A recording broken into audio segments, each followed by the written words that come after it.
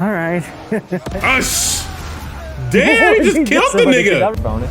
Oh my god, Okay, damn! Break is one, so you can pull it out, it stuns with its like piercing cries, enemies in. They want to be, because there really are so many different ways to Damn, nigga threw a fucking sword slash at the green X's on character. I'm about to get comfy. Where Hogsmeade, the holidays. Okay. 30 seconds, mate.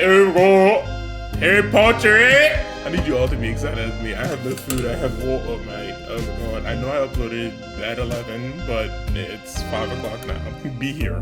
They might show, oh fuck, I paused it, mate. Oh my god. They might show flying. I need to see spell casting, potion making, flying Hermione. I don't know. I got a little surprise for y'all from January. We got a little video coming out.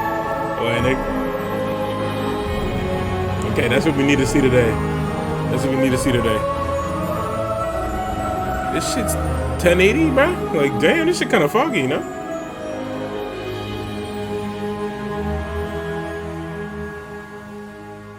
Hey everybody, welcome to the Hogwarts Legacy Gameplay Showcase. I'm Chandler Wood, Community Manager here at Avalanche Software. What the fuck is that? My boy! Today we'll be giving you a taste of the open world via broom flight, a deeper look at combat using the Dark Arts Battle Arena, and a look at your personalizable home within Hogwarts, the Room of Requirement. Where we may even see some beasts. And we're starting right where we left off in our last gameplay showcase, just outside Hogwarts, which I love that we can walk out of the castle after walking through everything and then just come out here and take off on your broom out into the open world. Where the broom at? And Alan, I know that's something that you particularly like about Hogwarts Legacy too. Yeah, I'm a big fan of just being able to hop on the broom and go anywhere. There's something about kind of like the sensation of everything being open to you.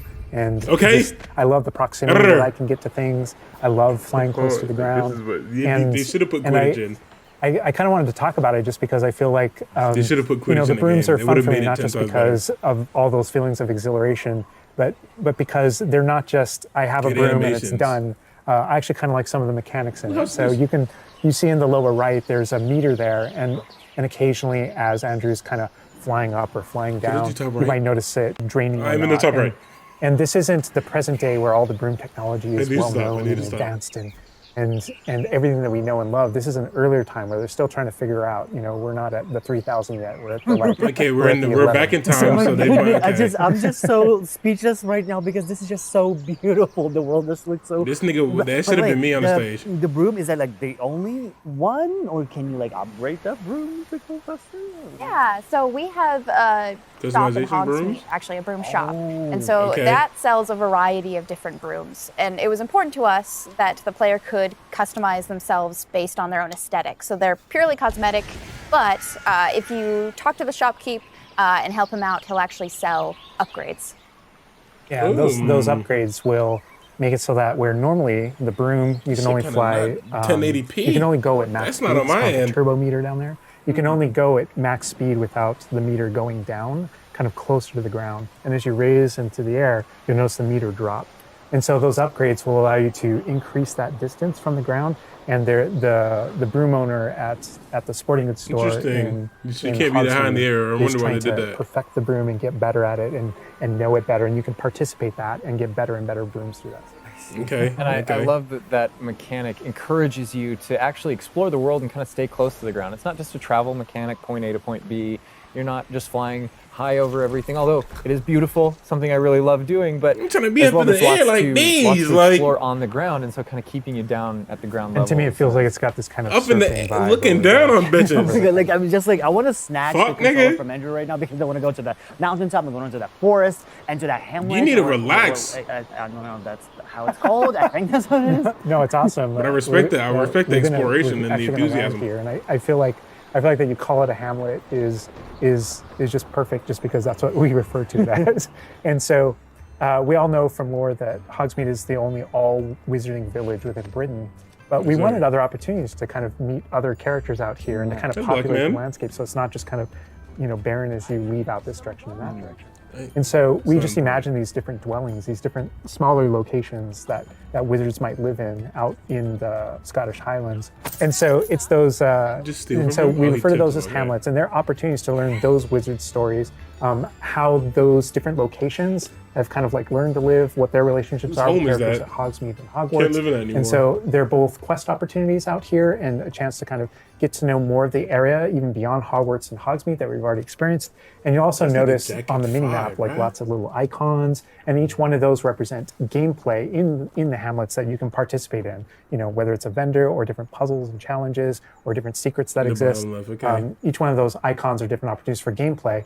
And you'll notice that same thing as we venture out into the open world as well. So when you go out into the open world and you see those icons, whether they're on the mini-map or on your map or off in the distance, those things are opportunities to say, like, I want to increase my inventory capacity. They're puzzles left behind by old wizards, you know, that you can solve that actually grant you those. Nigga don't gotta bring to the right. If you see ruins off in the distance and you visit them, you might find opportunities to actually expand and learn about your ancient magic.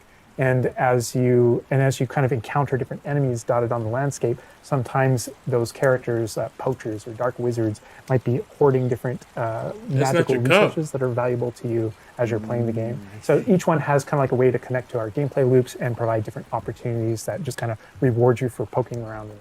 I mean, I right away want to just cover all of those points on the map just by going over there. Well, we've flown on a broom already, but there is something that we haven't done so far, and that is getting on our flying mount.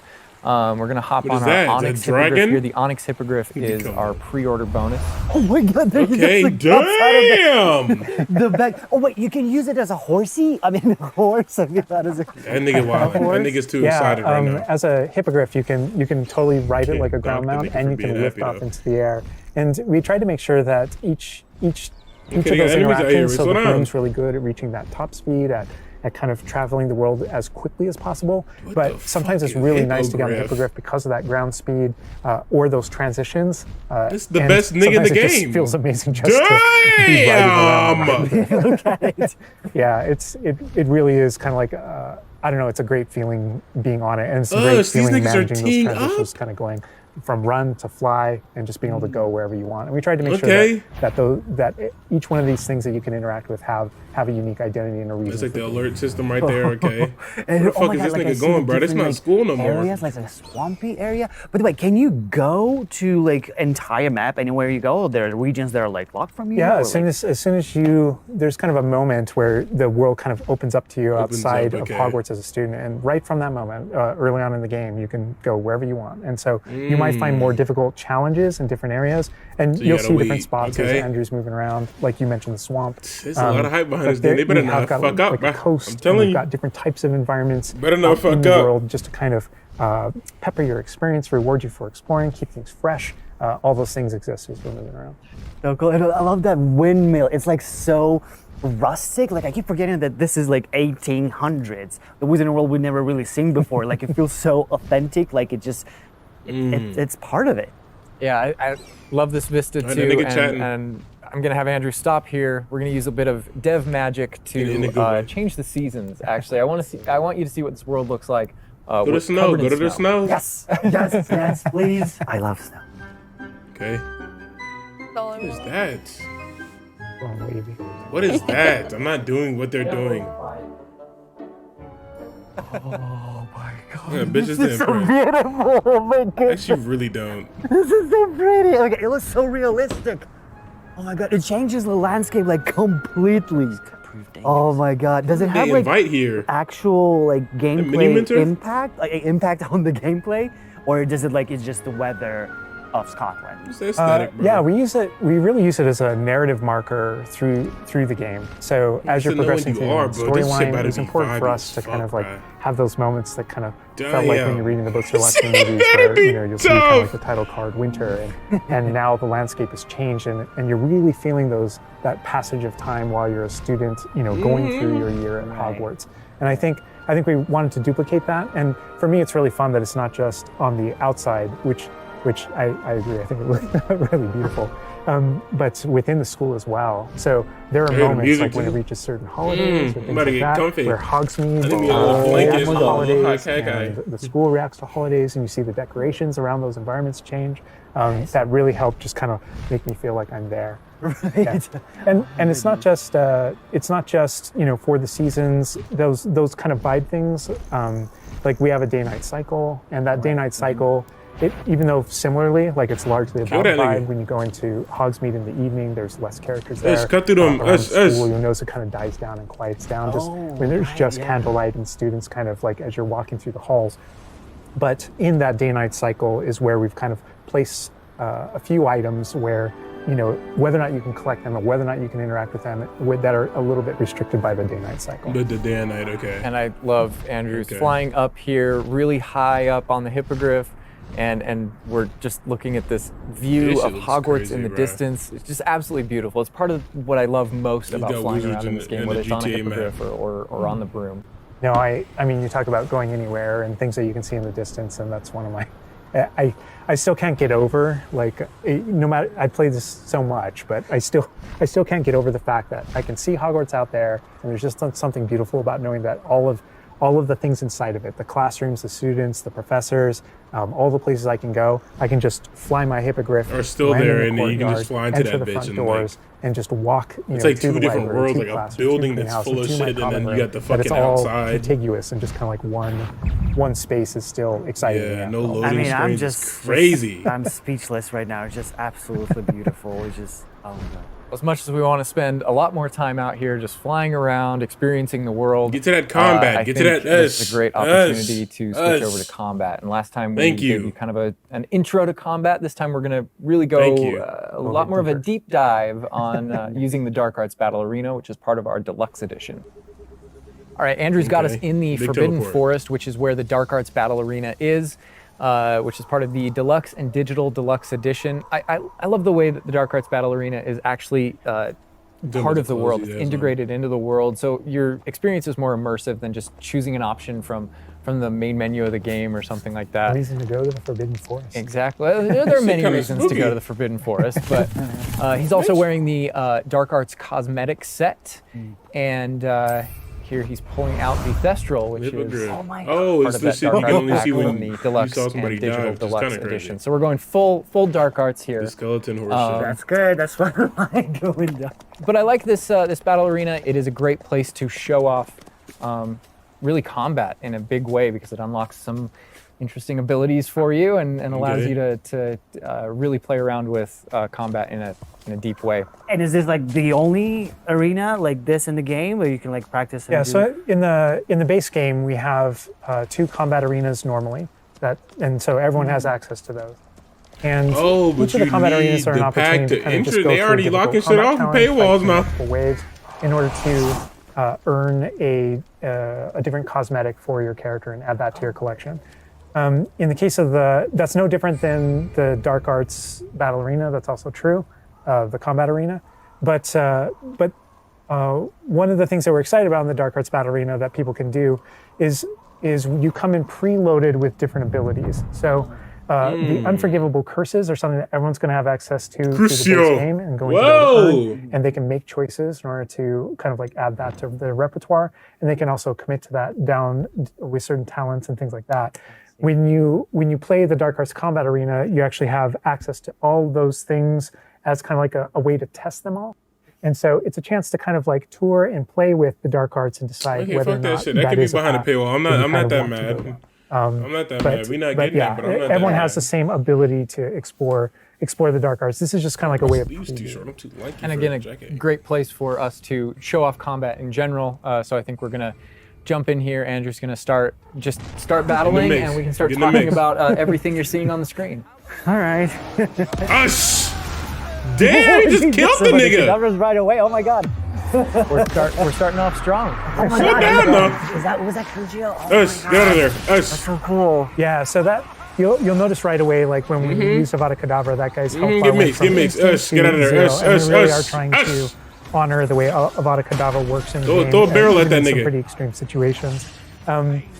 You'll notice that like the meter takes up a lot longer to a little kind cooldown. of build up as a way to kind of deal with its extreme power, just so that it's still fun to use. Yeah, and there's you just killed the nigga off rip. That's why you got no more meter left. To adjust that. But I don't know. I don't know if there are things on the screen that you just have questions about. Well, like I see like little blue things popping from the enemies. Also, before like that sign. Well, it's like, so in the community we call it the ancient magic sign. I don't know if that's how it's called in the game. Zap that little nigga. So on the development nice, side, nigga, where your life at? We reference that cool. as Get back, nigga. Oh, so it is ancient magic. Bruce! As your abilities in the game keep growing and you become exposed to some of the secrets about your own kind of history and your fuck out of here, nigga. Your own abilities, you start unlocking new powers. So one of those powers, you'll see the R1 button appearing throughout the game. That's an ancient magic throw, we call it, that allows you to kind of like draw an object to you and fling it at an enemy. Of course. But whenever you see the R1 or the L1 plus R1 appear over somebody's head, that's an ability to cast a very devastating and powerful ancient magic spell to do a ton of damage against the character. And the way that manifests itself depends on the type of enemy that you're fighting. And you'll see a wide variety of enemies in here that are pressuring the player in different ways. You'll notice there's your life at, nigga. That kind of bubble up Meet your parents as he's fighting, that force him to move. And there's different ways that we want the player to move around on the battlefield. And that's actually a good link to the ancient magic meter in general. And the reason why I say that is because as you're doing different things in combat, you're Protegoing and you're doing different abilities and you can kind of spec into it with your talents. There are different ways to get that meter to build faster and faster. So one of the most effective base ways to build up that meter fast, that way you can launch these devastating attacks whenever you want to, is to actually perform combos. So you see that combo here. So you can get more it's almost like your emotions are building up, and then basically that builds up enough. Get that little nigga. But as the combo meter builds up, at some point you strike someone, and a piece of their magic kind of falls out of them. You'll see these blue orbs in the game world, and there's something that only you can see in the narrative in the world. And it's another reason to move around on the battlefield. If you can go up and collect those things and suck them in, they give big jumps to that ancient magic meter as we're playing. We're talking a lot about spells and magic here, but I think there's another huge component of combat, and that is blue orb on the ground to the right. You can pick that up to get more to your combo meter down there. Change the way you play, and I think Mackenzie knows a lot about what's going on with the plants. And so the tools are really interesting because they're basically like a prior investment. So you can bring the potions and the plants that you grow in the room of requirement to combat to essentially kind of help you defeat enemies a lot quicker and more efficiently. So some of the tools that you'll see here are like the rock skin potion. So that is something that basically covers your skin in this like rocky material that reduces the incoming damage that you're receiving. So against big enemies, hard-hitting enemies like trolls, that's super helpful. Just destroying your life. The troll just collapsed from one of the cadavers. Obviously, we have the Wiggenweld potion as well, which increases your health. And then we have the focus potion. So when Alan talks about having to balance Avada Kedavra with a long cooldown, because obviously it's an instant kill, one thing that you could do is brew a focus potion, and that will increase how quickly your cooldowns your shits go up, regain. Right. Damn, okay. There's so much like versatility, like what the character is doing to the troll right now. Like he's just bouncing around. Just real life! And the troll makes him move around too. Okay. And I love that our plants are violent. Yes, and so that's like when we were talking about the setup of the arena, you also have plants that you can fight with. And so we have things like the venomous tentacula that you can put down and it acts like a turret, and it just kind of shoots enemies around the battlefield. That is so cool. This is like a truly like Hufflepuffian way to approach the battle. The potions, bro. That's super important, guys. So they're worthy like multiple ways. And so you can see there's a ton of different things you can use. The mandrake is one, so you can pull it out and stuns with its like piercing cry enemies in a radius. The other thing I want to call out that we're seeing on the side of the screen here is dueling feats, which I love because I love anything that prompts me to play a game in a different way, a unique way. I don't want to get stuck in my style, you know?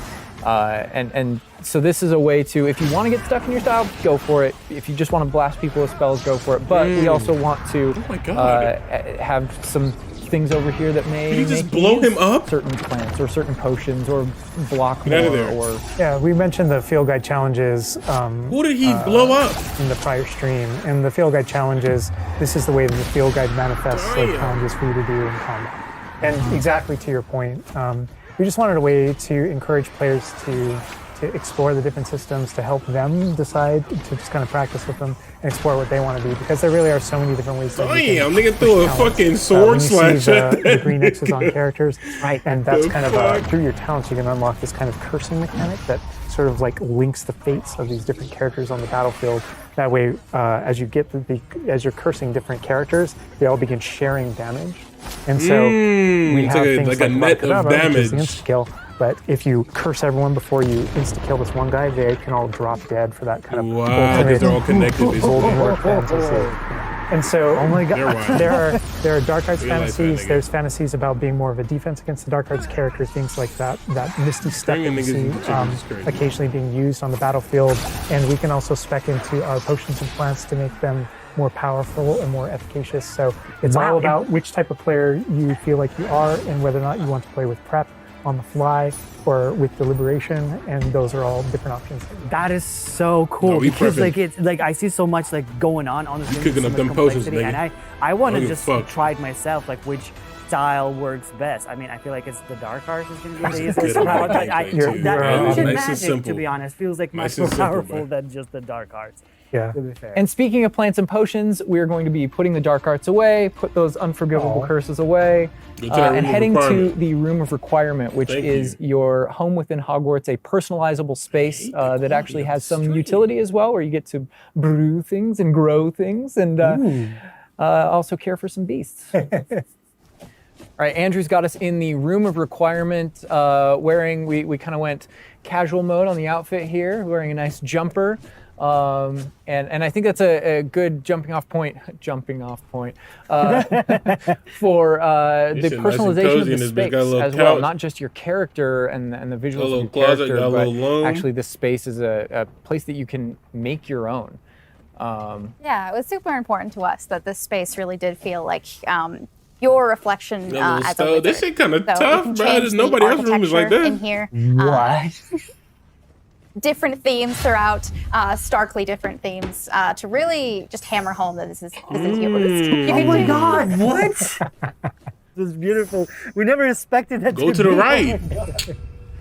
That's the thing, is not only can you change the architecture here, but you can actually conjure little objects into this space, as you can see. So you got reality warping. There's like statues that you can do, and ornaments, and tables, and rugs, and just a bunch of little things that really flesh out the space and bring it to life. Oh my God! Because like we had an idea that those places where you brew stuff, that's where you can change, but you can do all of this. Where do you even get this stuff? Like, there's a furniture store? Yeah, so we call them conjurations. And the conjuration recipes can be purchased at Tomes and Scrolls in Hogsmeade. But also, as you engage in different types of gameplay throughout the world, you'll be rewarded. They got the Sims in this bitch. That's so cool. And you change color? Mm-hmm. You can change the color, you can change the size of it, and you can place it basically anywhere. Oh my God, it's so tiny. It's like from Baby Niffler.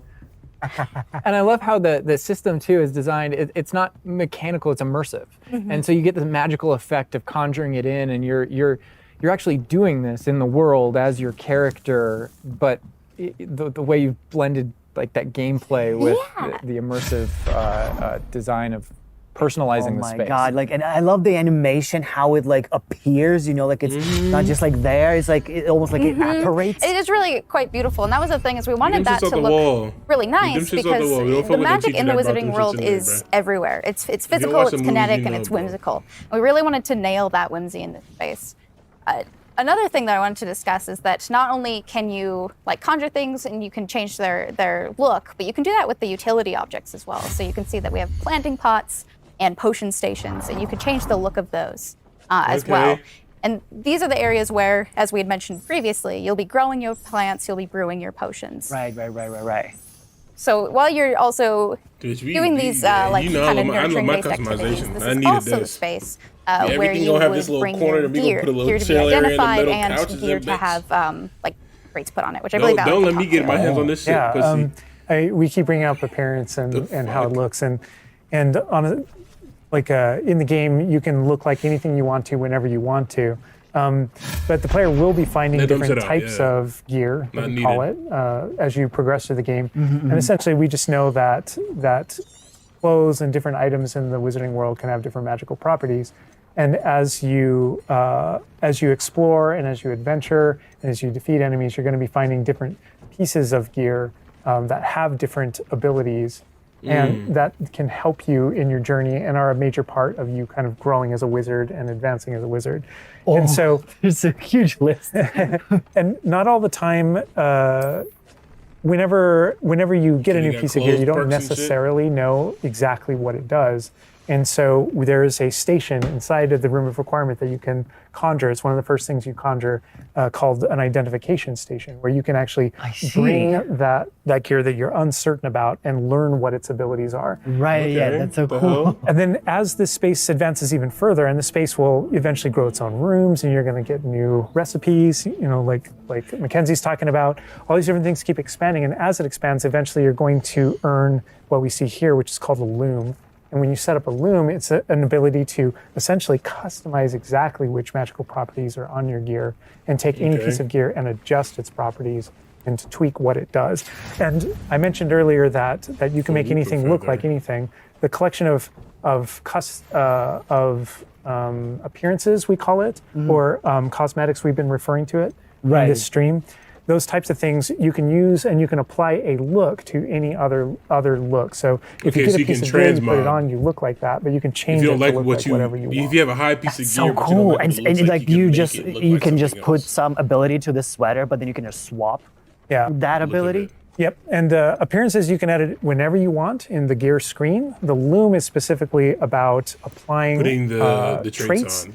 And applying larger upgrades that just kind of grant you greater statistical advantage or give you really specific abilities that blend in nicely with where you're trying to go with your combat fantasy or talents and things like that. Interesting. I'm just seeing that they're just like pumpkin fur, mooncalf fur. Where does that come from? And so you'll notice that the ingredients that are used to add traits and to upgrade your gear are based around beasts. So this is where we get into the beast care section, which is inside this vivario. Kind of bigger space on the inside idea. And so you can see here we have a couple of beasts out. We have a graphorn and a mooncalf and a niffler and a kneazle as well. So quite a variety. Oh my God, he's just like a big puppy. They're so cuddling. Oh my God, they're together. Oh, that's so cute. They're adorable. And so part of beast care is petting them as well, but feeding them too. And so once you do those things, that's when they feel safe enough that they'll give you their magical ingredients. So mooncalf fur, niffler fur, etc. That can then be used. Get the eyes on that fucking rat. That is rat. So intuitive because that makes sense because when you touch the animals, you get some fur leftovers. That's this nigga that like metal. Oh my God. Yeah, and we really want to hammer home the fact that this is like a home that you're making for them. So in the overland, you can find these beast dens and rescue these beasts. Part of doing so is brushing them and feeding them food as well, and to build that relationship with your beasts. In addition to be able to care for beasts, you can actually conjure things in this space as well. The house, the cottage. Yeah, right. And so we have like a lot of little ornaments in this area, and a lot of them are purely cosmetic, but they look really cool. Again, it's the personalization of this space. Oh my goodness, no, this is like, I'm gonna spend 8 hours just designing this whole area to personalize. This is like cool, it's like that's you what we have like this to little see. play area, like a personalized fish tank, so to say. Just for the creatures. I love it. Yeah, no, totally. And there's like a decoration some aspect. Cobblestone but roads there's also, we were saying inside as well, is there's a utility aspect to it too. So as you progress in the game and you're able to purchase more conjurations, you're able to speed up your process. So one of them, for example, is the food processor, which allows for the beast in the space to automatically get food, so you don't have to do it manually. In the back of the and so you're really building the progression for yourself here. In addition, there's also a toy box where you can play with your beasts. Okay. You'll see here, yeah. So you can, there's a bunch of toys in it, and each beast has their own favorite toy. So as you can imagine, the mooncalf really likes the moon ball, or the kneazle as like a little cat really likes to chase the yarn ball as well. Right. And they're super cute. Oh my God. Watching them. It's the ball, nigga. And the big thing we really wanted to hammer home is that the world is a dangerous place. And so by going and rescuing these beasts and bringing them back here and caring for them, you're really helping them out. There's poachers in the overland who hunt these beasts for their material. So instead, you're caring for them. You're giving them a home. Right. Oh my God, this Raphorn is just gigantic. But he looks like my dog. For sure. You could actually name them as well. So like your dog. These magical materials. So getting back into that personalization, we didn't want you to just like throw in, here's a Graphorn in here. Like this can be named whatever Andrew's about to name them. Bruce. Good name. We've created this really nice space, and you can get additional vivariums, correct? To different kind of aesthetics and looks to where you're keeping your beasts and caring for them. Progression is a big part of this space as well. So as you progress through the story, you will unlock more vivariums. So as you can see, this one's quite meadow themed, big, open, bright. But there's other ones, say like a swamp that you might encounter. And it's really a visual effect and more space for your beasts. Oh, so it's like those, so when we're inside the room requirement, there's like on the left, there's that moon glow from one entrance and then some shrubbery going on in the right. Is that what you're talking about? Yep, that's exactly it. You put trees in here too. Oh my goodness. And another thing with the beast care that I think is great, tying back to this same kind of thing that you did with like the broom, where the broom is not just a method of travel, it's actually built in and integrated into the world. In the same way, like beast care isn't just this added element. You're not just throwing it on top. There's really this like narrative and integration to mining and shit. Yeah, everything connects. So as you progress through the missions, you'll expand the space. As you earn resources, you'll go into Hogsmeade and use them to unlock the gameplay here and unlock new conjurations and different things to play around with. In the open world, it's in those different environments, like the different combat and conflicts and bandit camps and different things like that exist in the overland. Those things are what hold recipes that exist in the loom. So all these things have a way of connecting. Moonstone that you find out in the world is the resource that we use to conjure everything. That's found throughout the world. Forgeables are used for recipes. So really everything's like a cycle and keeps you coming back. But even with the story that's being told too, I think people know who Poppy is and that she has a particular affinity for beasts. Yeah, I think everything we're seeing here, you're going to be venturing out into the world, and this is just kind of the tip of the iceberg, even of kind of like your interactions with beasts in that narrative. So, you bringing up Poppy, there are more. You want to get their water right outside the cottage, but you're not trying to mysteries to discover and things to discover out in the world that have to do with her and that have to do with caring for beasts. And so different characters have their own stuff that just kind of make this all just kind of like the beginning of your journey. Well, we could spend hours in here, but we're gonna have to end the stream now. What do you think about what you've seen today? I'm just so blown away by how beautiful it looks. The open world seems so detailed, and there's so many things to do. And like the combat, we can just so much. That nigga 10. That's it, bro. That was a great stream. bro. The game needed to just come out now. They're taking too fucking long. We trying to play right now. Hope y'all enjoyed the video. Like, subscribe.